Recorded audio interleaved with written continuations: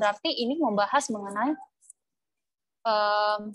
masa pencerahan, ya kan? Renaissance berarti masa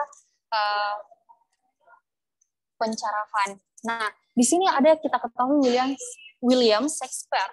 Nah, William Shakespeare ini dia merupakan salah satu penulis atau kayak sastrawan pada masa Renaissance. Nah, jadi teman-teman ingat kalau di Renaissance itu yang pertama mungkin dibahas mengenai kenapa sih latar belakang Renaissance terjadi. Nah, apa akibat Renaissance? Nah, di sini dia lebih ke apa sih dampak dari Renaissance pada saat itu. Nah, dampak Renaissance itu banyak ilmuwan-ilmuwan yang lahir pada saat itu karena akal budi manusia itu sudah berkembang sangat pesat. Ilmu-ilmu sudah berkembang. Makanya kenapa muncullah sastrawan. Ingat, itu tipsnya. Begitu cara mengingatnya. Karena kita sejarah itu tidak menggunakan rumus pertama kali. Jadi begini ya, tipsnya adalah bagaimana cara kalian menyusun ingatan-ingatan sedikit kalian itu menjadi satu kesatuan. Seperti itu. Nah, tadi kita sudah dapat Renaissance. Oh, Renaissance itu latar belakangnya ini. Terus dampaknya itu nanti ada ilmuwan-ilmuwan dan sastrawan di mana karya seni berkembang pesat juga. Nah, di sini kita lihat William Shakespeare. William Shakespeare itu tahu judul novel namanya Romeo dan Juliet. Nah, jadi William Shakespeare ini yang membuat Romeo dan Juliet. Nah, salah satu karyanya adalah ini, kita lihat dulu kalau Pangeran, itu karyanya, ada yang tahu? Niccolo Machiavelli. Nah, In Price of Madness ini dibuat oleh Miguel de Cartavanes.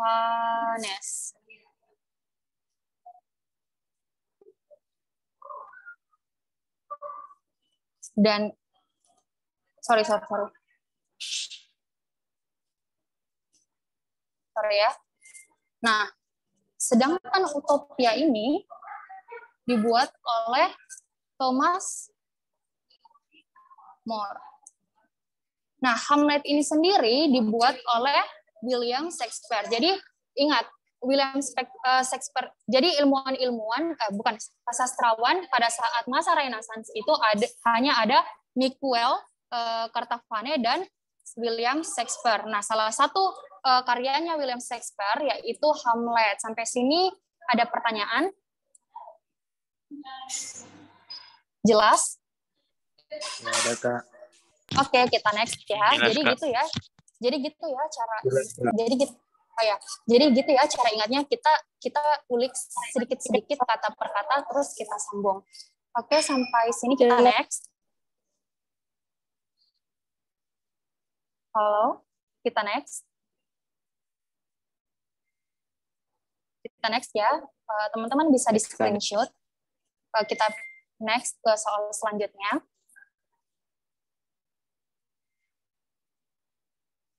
Oke. Nah, soal kedua nih. Dalam perundingan Renville, salah satu tuntutan Belanda. Nah, ini kalau kita mendengar kata Renville, berarti ini menandakan pasca kemerdekaan. Topiknya ya, pasca kemerdekaan. Yang gimana tuh? Nah, pasca kemerdekaan ini, teman-teman coba ingat kembali yang di mana Belanda datang lagi ke Indonesia untuk mau menduduki atau berkuasa di Indonesia kembali. Nah, maka dari itu ada salah satu perjanjian yang atau perlawanan yang dilakukan Indonesia kepada Belanda yaitu perundingan Renville. Nah, jadi perundingan Renville itu atas usul KTN yang di mana ada Indonesia dan Belanda yang dilakukan di atas kapal yang namanya Renville. Makanya kenapa dikatakan Renville. Nah, kalau kalian teman-teman ingat, jadi salah satu tuntutan Belanda itu dilihat dulu perlibatan dengan Badan Arbitrase Internasional. Bukan ya, karena di Renville itu tidak pernah membahas mengenai Badan Arbitrase. Terus yang kedua, pemulihan negara Indonesia Serikat. Negara Indonesia Serikat tidak dibahas di dalam perundingan Renville, tetapi lebih banyak dibahas di KMB. Nah, mempertahankan garis demokrasi Van Mook. Nah, ini menjadi salah satu kunci teman-teman. Di sini sudah jelas bahwa di perundingan Renville itu salah satunya pemerintah Indonesia bersedia menarik pasukannya dan mengosongkan daerah-daerah di belakang garis Van Mook. Jadi begitu teman-teman cara ingatnya. Nah, kalau pengakuan menghapus daerah kantong gerilya bukan juga ya, bukan isi perundingan Renville. Nah, terus ini lagi pengakuan keberadaan Nica dan Kenil. Nah, bukan juga mengenai tuntutan Belanda masalah itu. Kalau misalnya Nica dan Kenil itu bisa juga dibahas di pertempuran Surabaya. Tetapi kita lihat lagi opsi-opsinya yang tepat adalah mempertahankan garis demarkasi Van Mook, yang di mana pemerintah Indonesia pada saat itu diperintahkan untuk menarik pasukannya dan mengosongkan daerah-daerah di belakang garis Van Mook atau yang biasa kita sebut sebagai garis demarkasi.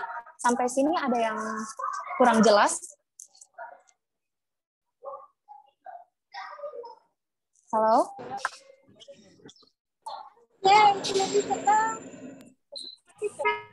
Jelas, Kak. Oke. Oke, kita next ya.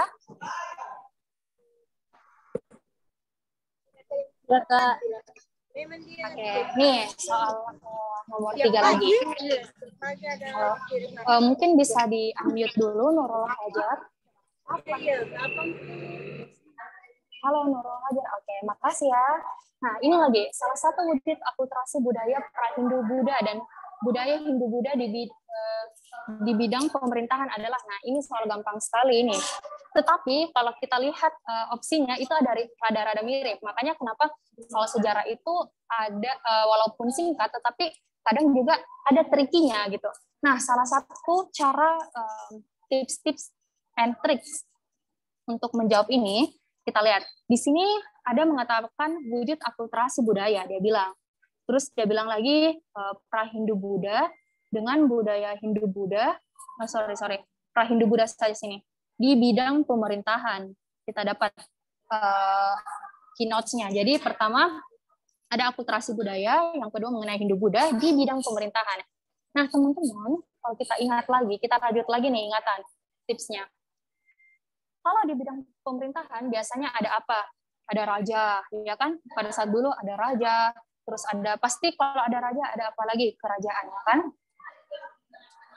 Nah, maka dari itu kita lihat nih opsinya. Lahirnya sistem kerajaan di Nusantara, terus kepala suku sebagai pimpinan kelompok, C. Berkembangnya sistem musyawarah di dalam istana, D. Terjadinya pemilihan untuk menentukan seseorang menjadi raja, E. Terjalinnya hubungan diplomatik antara kerajaan di India Nusantara.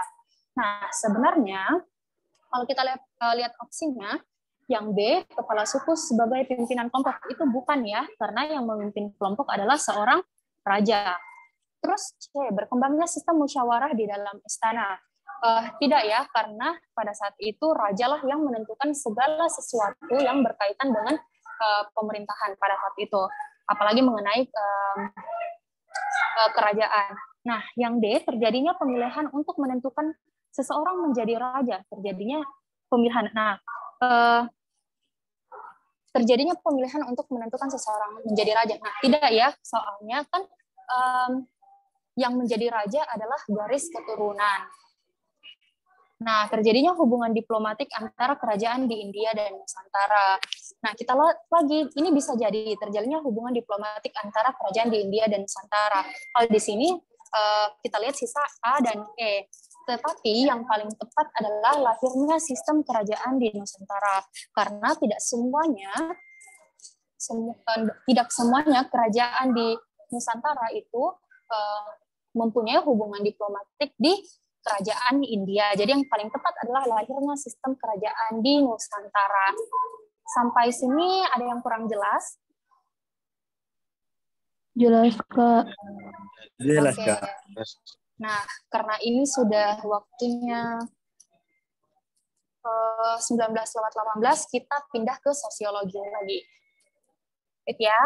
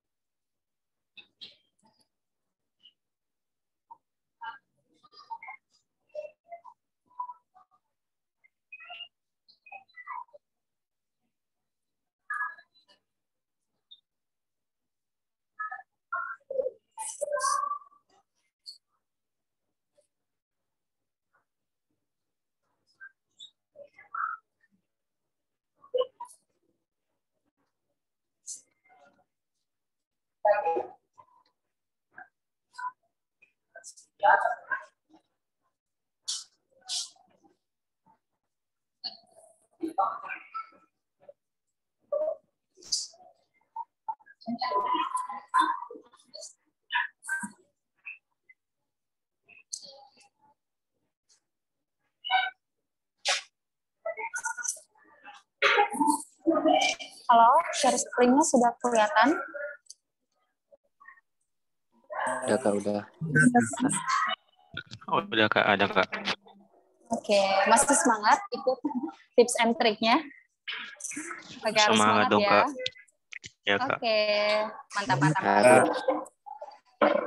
Oke, nah kita lihat nih soal satu sosiologi, yaitu penggusuran pedagang kaki lima atau PKL oleh petugas Satpol PP di pinggiran kota besar merupakan bentuk dari integrasi.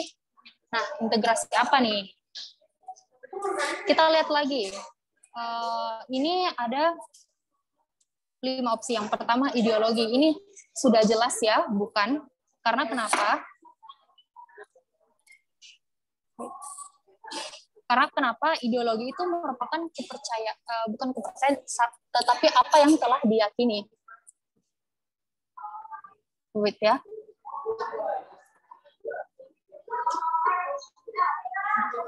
Nah, terus di sini integrasi itu ada 3.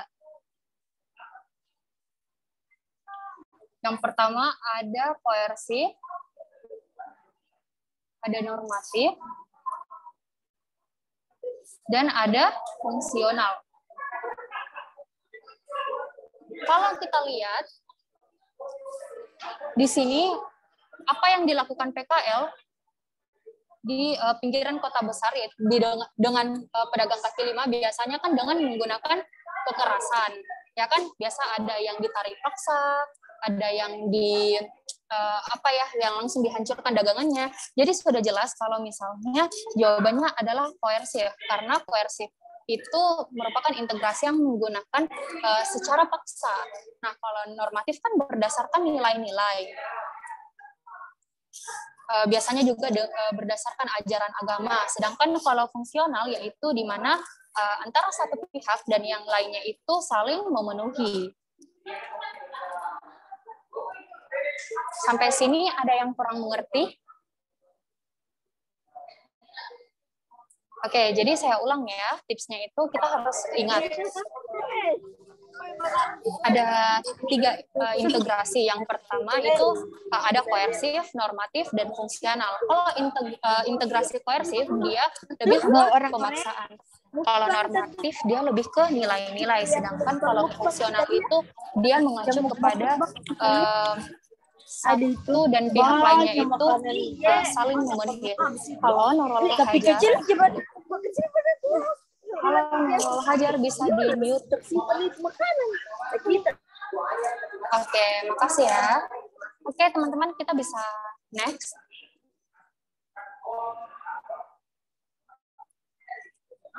Jadi jawabannya B ya. Kita bisa next. Next, Kak, next. Oke.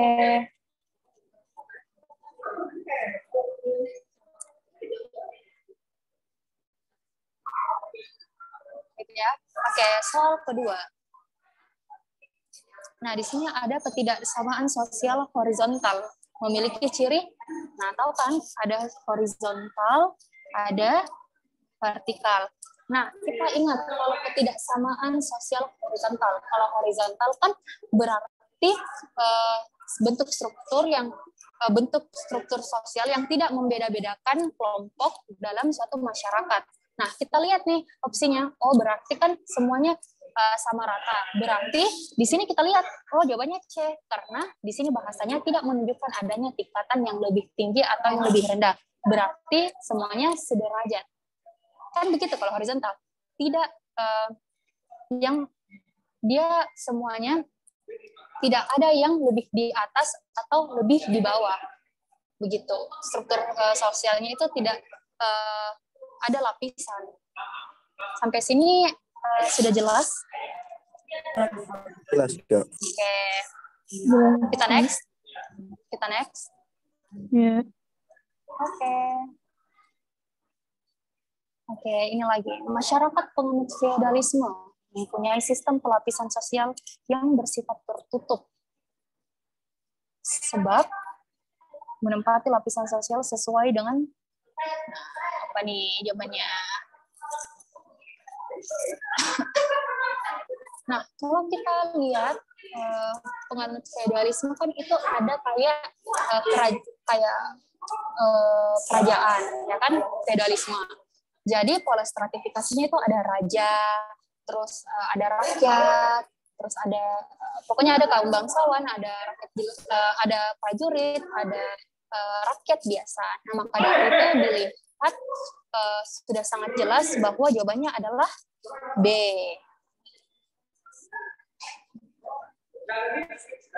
Oke, sampai sini ada yang halo, ada yang kurang jelas? Aman, Kak. Aman. Oke, Aman. Kita next berarti ya. Oke. Nah, nomor 4 lagi nih.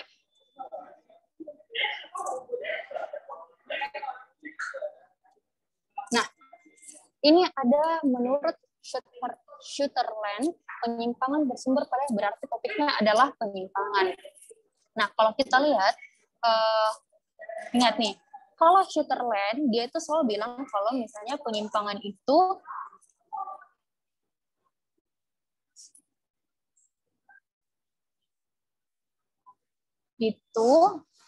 diakibatkan seseorang yang mempelajari perilaku menyimpang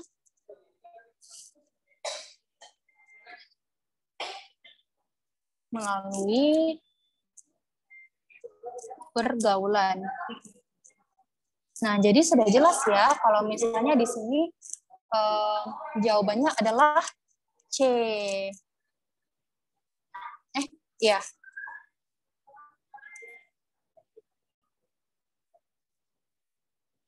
Bukan model pergaulan yang berbeda, tetapi lebih ke adanya subkebudayaan yang menyimpang.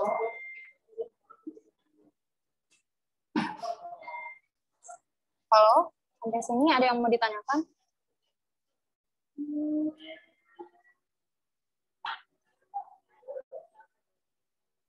Kita next. Nah, selanjutnya nomor 5. Berikut ini adalah syarat-syarat utama revolusi. Kecuali, nah di sini kita lihat A, adanya keinginan masyarakat untuk berubah, B, adanya dukungan dari luar negeri, C, adanya pemimpin yang dapat menampung keinginan masyarakat, D, adanya situasi yang tepat untuk menandakan perubahan penolakan tata nilai norma. Nah, di sini sebenarnya untuk mengadakan revolusi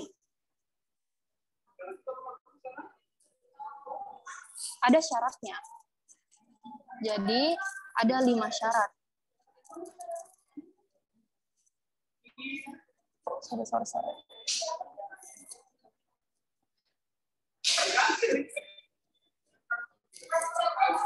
Ada 5 syarat. Yang pertama harus ada keinginan dari masyarakat. Terus yang kedua adanya pemimpin yang mampu memimpin masyarakat.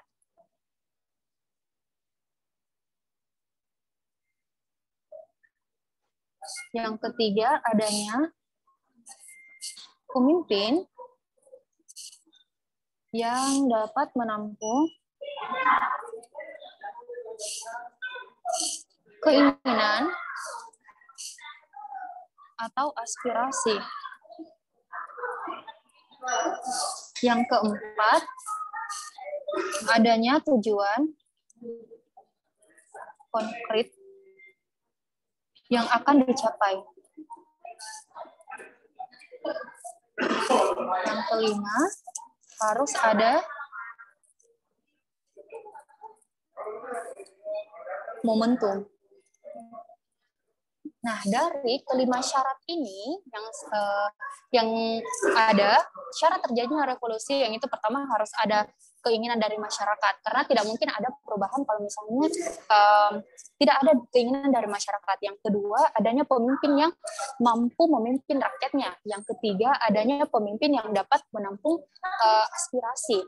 Nah, keempat, adanya tujuan konkret, artinya setiap perubahan pasti ada tujuannya yang harus dicapai. Yang kelima, harus ada momentum untuk memulai gerakan. Nah, di pilihan ini kita lihat yang pertamanya adanya keinginan masyarakat untuk berubah. Nah, itu betul ya.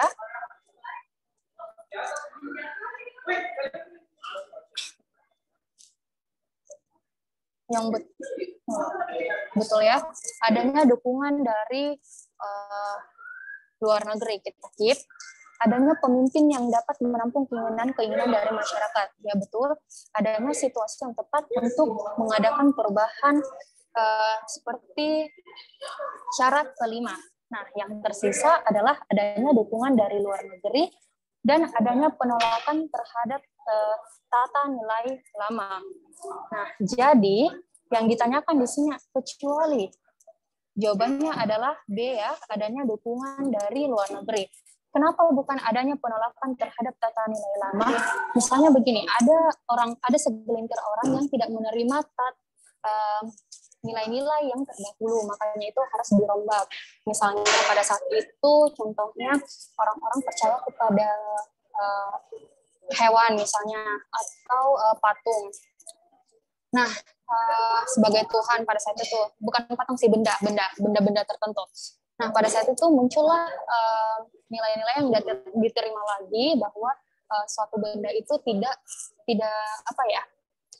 bisa dijadikan sebagai Tuhan, makanya muncullah tata nilai yang baru ditemukan. Maka dari itu muncullah revolusi. Nah, yang di sini kan yang ditanyakan kecuali berarti adanya dukungan dari luar negeri. Oke, karena ini sudah 19.31 sampai sini ada yang mau bertanya? Enggak ada, Kak. Oke. Enggak ada, ini ada. Oke. Tidak ada. Oke, saya harap semoga ilmu yang saya berikan itu bermanfaat buat adik-adik ya. Jadi ini ada quotes. Sebelum kita mengakhiri, ini ada quotes penyemangat buat kalian. Let's go in plan tomorrow rather than worrying about what Goreng. Okay. Jadi teman-teman manfaatkan sisa-sisa waktunya dan semoga berhasil di PTN yang kalian impikan. Sekian dari saya, mohon maaf apabila ada salah kata. Semoga yang terbaik lah untuk kalian. Sekian, terima kasih. Assalamualaikum. Waalaikumsalam, Kak. Waalaikumsalam. Terima kasih, Kak. Izin live ya. Iya, Kak. Mahal sekali Iya, mie goreng. Kak.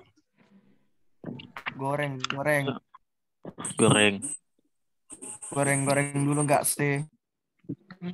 Goreng apa tuh?